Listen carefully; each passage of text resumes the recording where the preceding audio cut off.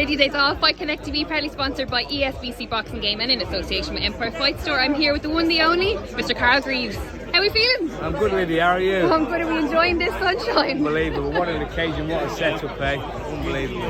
Listen, obviously you've got a huge part in Boxer and what they're doing here with the matchmaking and everything. How excited were you to hear that we were going onto the beach this weekend? Yeah, I mean, listen, I didn't know actually was going to be on the sand, otherwise I'd have put my sliders on. But I knew it was on the beach front. I didn't really actually would be on the beach, but unreal. What a occasion, what a setup. And it's set for a great fight, which I think we're going to get. Absolutely. Every time that I've spoken to you that you've been on Fight Connect TV, it's been to do with your boxers. Obviously, I think it was David Evanesian was the last time we spoke on camera. But with Boxer, you know, talk us through what you would set out to do with Boxer, and are you achieving it right now?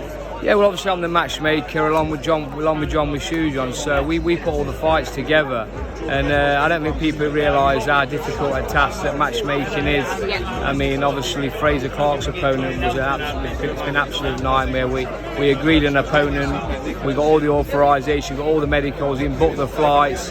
Daniel Rubles, his name was from Spain, and he just decided he didn't want to fight, just bottled the job. So we were stuck with no opponent. I think it was on Monday. So we were working hard, and we couldn't come up with the Argentinian.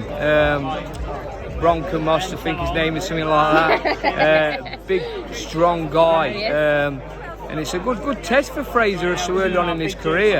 And these are what you need for people, for Olympic bronze medalists. These are the fights you need. And I think he's up for it. I mean, he had a long fly, he had a 20-hour flight, and obviously he took it last minute. But even so, it's a good test for Frazer at this stage. But it's been very stressful. People don't realise what you go through matchmaking. I mean, it's a 24-hour job. You can be laid in bed, get a message, or so-and-so's pulled out.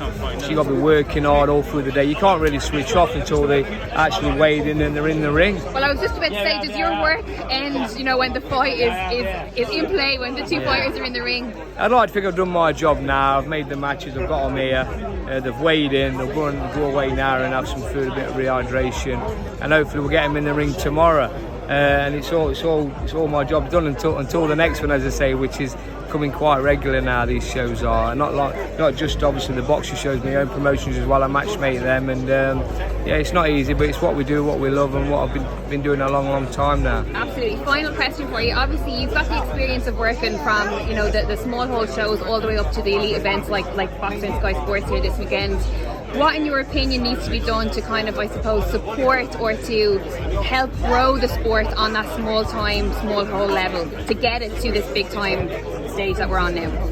Listen, I've always said it, a promoter's only as good as a TV contract he's got. Yeah. You can't really go any further with small or boxing unless you've got TV behind you. Yeah. TV's the platform. TV's the one where you can pay the bigger money, where you can attract the bigger fighters, where you can put on big shows.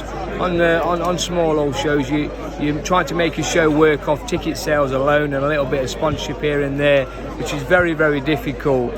Obviously, when you've got a TV budget, it makes your job a lot easier. I mean, I can manage to get opponents to these shows a lot easier than I can my own shows because you've got more money to play with and you've got more of a budget. So that's what makes it more difficult. I just think, like I say, I think until a small old promoter gets an opportunity with TV, you're never really going to be able to grow. You can do a better production, you can chuck money at shows as a small old, but you're probably going to lose a lot of money if you keep doing that. So you can only put on as good an event as the budget you've got. Amazing. Thank you very much. I look forward to tomorrow night. Thank you again for your time, Carl. Thank you.